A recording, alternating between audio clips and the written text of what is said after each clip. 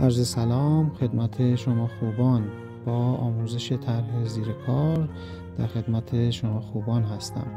برای این کار از پارچه تنظیفات که در اکثر لوازم هنری ها هست میتونید استفاده کنید. رنگ خاکستری و ضربه روی بوم شروع میکنیم. از آب برای حرکت دادن رنگ استفاده میکنیم و به صورت نامنظم روی قسمت‌های مختلف تابلو شروع میکنیم ما رنگ هامون رو پخش میکنیم.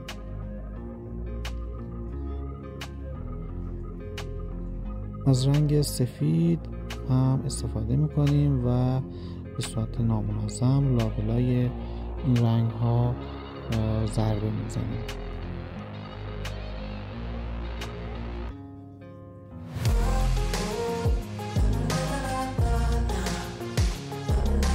حرکت دست باید خیلی نامنظم باشه، نباید پشت سر هم و فرم بهش بده در واقع بشه حرکت دست رو شمرد.